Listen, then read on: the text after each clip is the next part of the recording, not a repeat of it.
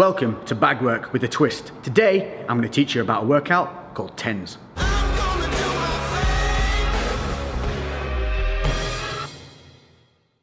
So what's up guys, and welcome to something a little bit different, and this is a heavy bag reps workout. Now what do I mean by that? What I mean is you don't need a timer. This is all about the number of punches you're going to be putting in. So this is basically something that's going to help you build that motor pathway to your punches. It's going to help you learn, but also it's going to be a good cardio workout, it's going to be a good muscular workout, and it's going to help you push those mental boundaries. So without further ado, let's get on and look at what we're doing today. First things first, equipment that you're going to need. Some simple gloves, 12 ounces to 16 will protect your hands enough for this. Most gyms will have them for you to borrow, so don't be afraid to ask. If not, you can get any old relatively inexpensive ones. I've got these Venoms, I think they're called the Venom Elite or something like that. I'll link them in the description below, simple Amazon buy, so check these out, I could recommend them. Number two is footwear. Make sure that you have something on your feet that's going to give you the support that you need. You do not want to be wearing running trainers. If that's all you've got, do it barefoot. That's absolutely fine, but if you want to invest in something cheap and cheerful, which I've used and has lasted me a long time, some of these bad boys. So these are some relatively inexpensive Lonsdale boots. Again, I'll link them in the description. They cost around £30–35. The last pair I had lasted me literally 3 to 4 years. I can't remember what, because I had them that bloody long.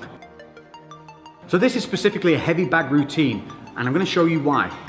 This may look like a relatively heavy bag, but if we give it a little shot, you can see how much movement there is in that bag. Now, because we're going to be doing punching in numbers, we need something that's going to offer some resistance. Enter Big Red. If we hit Big Red, it doesn't go anywhere, and that's exactly what we want. We want our punches to be landing nice and solidly and transferring all our energy into the bag. If the bag swings or moves or is too thin and we miss, that's when we risk hurting ourselves. So the workout itself, it's called TENS. What does that mean? It's simple. We're going to do punches building up to 10. It doesn't mean 10 punches, you're going to be doing much, much more. But we're going to go from 1 to 10. We're going to go from jabs to hooks to combinations. Now this isn't about time, this is about numbers. So if you get tired, you suck it up, you reset, and you just keep driving through. This is going to be great for pushing through those mental barriers. Often, the body can keep going, but the mind quits. This type of training will help you push through those mental barriers and let you know that the body can keep going even when you feel tired. Additionally, this is going to help you build those motor pathways for learning to throw those punches correctly, because this one, again, is not only about time, it's not about speed either. So we're looking to get some good connections with the bag, we're looking to think about what we're doing with every punch, and we're looking to get better as time goes on. So the way TENS works is simply this, it's numbers of punches. We're going to start on the left side, then move to the right side. So each one is done individually. You're going to start with a single jab, then you're going to do 2 jabs, then 3, all the way up to 10. Then switching to the right side, we're going to start with the straight right, 1, all the way up to 10. Then we go hook, hook, and then we go into the combinations of just 1, 2s. So you're going to be throwing a lot of punches here, but what I want you to do is reset with every single punch. I don't want you just throwing like this, nice and short and sharp. You want to be extending through with every punch, resetting every time. That's going to help you build those motor pathways and good habits, so that when you do the bag work that's free and timed and you're moving around, your natural instinct is going to be to throw that punch correctly and keeping that guarded hand up. Now, if you're new to the bag work, or you just need a little bit of a reminder, I'm constantly reminding myself to do things, that's the only way we learn. Let's just start with the foot placement and how we should be throwing these punches. So, taking a look at the feet. Front foot wants to be planted, back foot wants to be slightly elevated. We're going to be rotating our hips through the punches, and we drive through that back foot. So we want to avoid is leaving the floor at any time. A lot of people have a tendency to jump whilst punching. So we want to stay planted, we're going to roll through. I'm right-handed, so my left side is my lead side. If you happen to be southpaw, obviously your right side would be your lead side, and that would be your lead leg. But for me, left leg is the lead leg. From here, I'm going to keep my hands up high, keeping my guard. And you can see my left shoulder is further forward than my right shoulder. So we're not standing square on. From here, what we're going to do is we're going to throw the punch out. We're going to roll the hips through. We're going to keep this right hand up, and then we're going to return back in a straight line to the chin. These are the mechanics that we want to start building in and making a good habit. So I'm making sure that I maintain my distance, because at this point I'm probably a little bit tired. So just making sure that distance stays and I'm not stepping too close. At any point, if you do step in too close, just reset and stand back out. It should go something like this. 1, 2.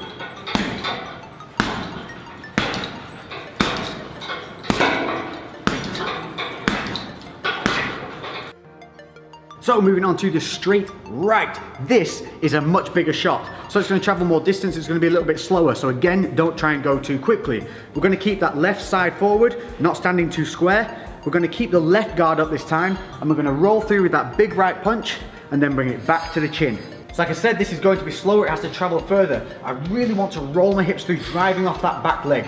So, the right one, keeping that distance, making sure that you've got that range coming through, bang, bringing that left hand up to guard. So as you come through, get in the habit of just popping that left hand up. So when we're throwing them in multiples, slow it down, make it count.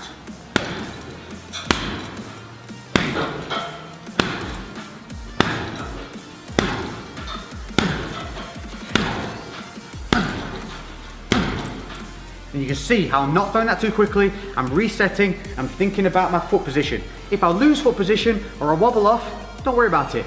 Just reset and start again. Hooks. Now there's a couple of different ways of throwing hooks, but we're going to concentrate on the close and personal hook. If you're further away and you're on the bag work, just a quick one, make sure that you are rolling the knuckles over as you throw from distance. We're going to stay quite close to the bag, this kind of distance. The reason I want you to stay close to the bag is to reduce tweaking the shoulder or hurting your hands. So foot positioning always stays the same. Front foot planted, back foot up, rolling through the hips. Now with the hooks, we can give a little bit of a wind up here. We're just gonna, for the left hook, drop, and then we're gonna come up, keeping the elbow high and hook through. So I want to just develop a bit of an exaggerated habit of bringing that elbow up and high. You'll see a lot of guys in the shadow box and you see them, they just bring the elbow around nice and tight. That's what we want to do here. Obviously, once you get a bit more fluid and you get a bit more technical with things, you don't need to have the elbow as high, but again, exaggeration helps develop that motor pathway.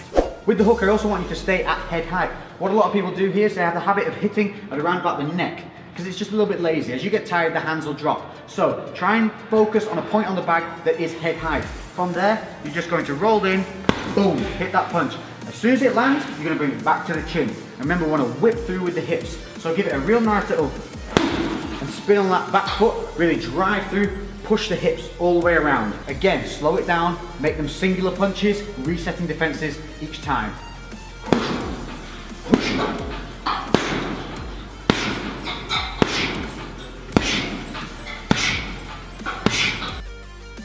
Now if you're like me, one of your hooks will feel more comfortable than the other. For me, my left hook's very natural, but the right hook seems to feel a little disconnected because it's traveling further. With the left hook, I tend to turn my hand over and really bring it in. With the right, I tend to like to punch up close with the hand like this rather than this. So I'll come in with the right hook like so. For me, it just connects better and it feels more natural. But if keeping the hand turned over feels good to you, that's gonna help you keep the elbow up. So whichever way you do it, just think about remembering to keep that elbow nice and high, keeping the other side guarded, as always, to keep the elbow nice and high. Noticing as I throw the right, the left comes up to guard that counter punch side.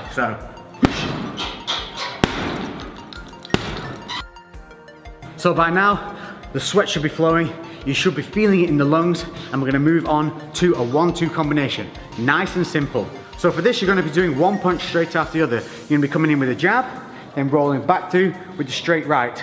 So you'll have seen this often, a lot of people do it on pads and with the mitts, but what we don't want to start doing is those habits of bringing the hands down and rolling them under, or starting to stunt our punches. So again, slow it down, really reach, pop, pop, reset, pop, pop, reset. Now we're going to be going 1-2 counts as 1 rep. To stop with confusion of the numbers, simply count your right punch. So with every 1-2, this is going to count as 1, so it'll be 1, 2, 1, 2, 3, 4, 5, 3.